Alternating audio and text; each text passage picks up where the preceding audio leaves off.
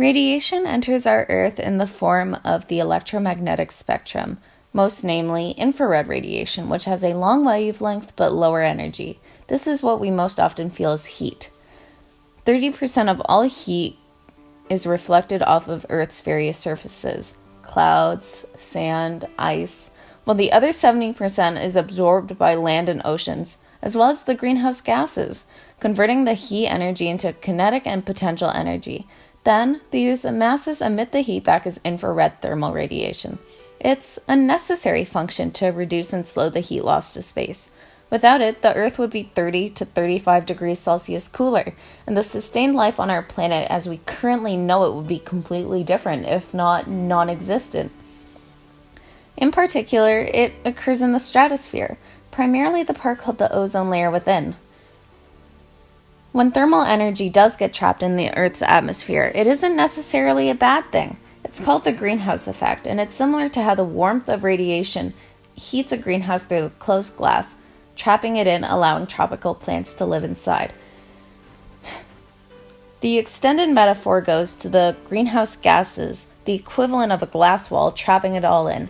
In this layer, there is, of course, ozone, as well as methane, carbon dioxide, and nitrogen oxides to assist. Without the trapping of some heat, then Earth is utterly inhabitable. This is the process called the naturally occurring greenhouse effect. However, what needs to be worried about is the enhanced greenhouse effect, with increased emissions of other greenhouse gases through various sources, like carbon dioxide and methane, combined with the original ozone layer we have. The Earth is experiencing the greenhouse effect at a much higher magnitude than ever before. The process lies in carbon and methane due to how quickly it can be produced by man-made and natural purposes, as well as its potent ability to trap heat. Methane can trap about 84 times more heat than carbon dioxide could, but carbon dioxide lasts longer in the atmosphere and can thus trap more over a longer period of time. Basic human needs, such as food, water, health, and shelter, are affected by climate and climate change. Climate change may threaten these with increased temperatures, sea level rise, changes in precipitation, and more frequent or intense extreme events. Climate change may also threaten key natural resources depending on the region, affecting water and food supply. Conflicts such as mass migration, health impacts, or environmental stresses in other parts of the world are also a result of climate change in different regions. Climate change is faster and more severe in the Arctic than the rest of the world. The Arctic is warming at a rate almost twice the global average. Even an increase of 2 degrees Celsius could be too much. A slight shift in temperature, bringing averages above the freezing point, will completely alter the character of the region. As snow and ice melt, the ability of the Arctic to reflect heat back into space is reduced, accelerating the overall rate of global warming. Some Arctic fisheries will likely disappear. We are likely to see more forest fires and storm damages to coastal communities in the Arctic. Glaciers, sea ice, and tundra will melt, contributing to global sea level rises and decrease in habitat of the animals that live in the Arctic. A warmer Arctic could halt the Gulf Stream, bringing warm water and weather to northwestern Europe and their countries.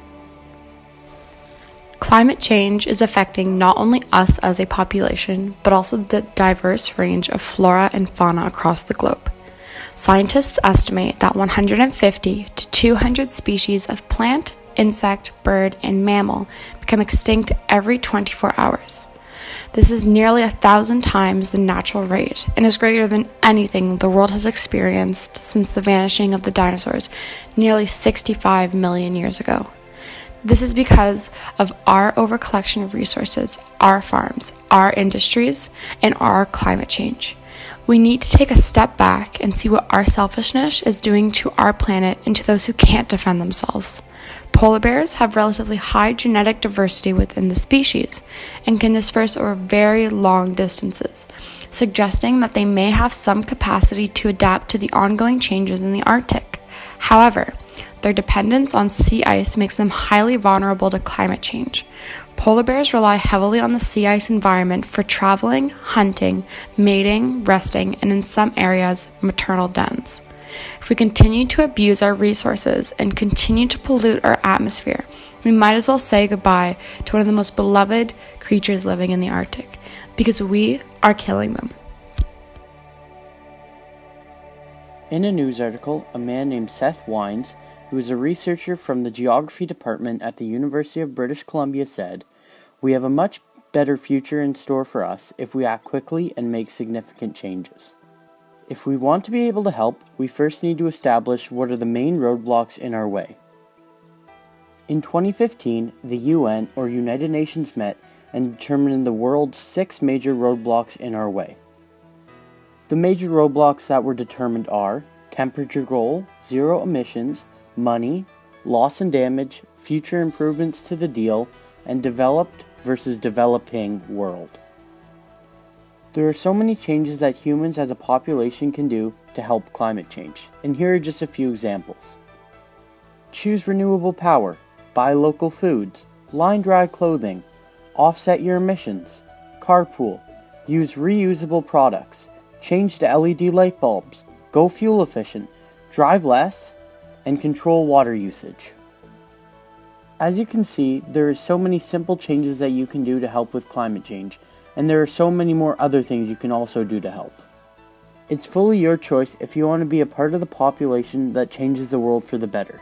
So make a change and start helping with climate change.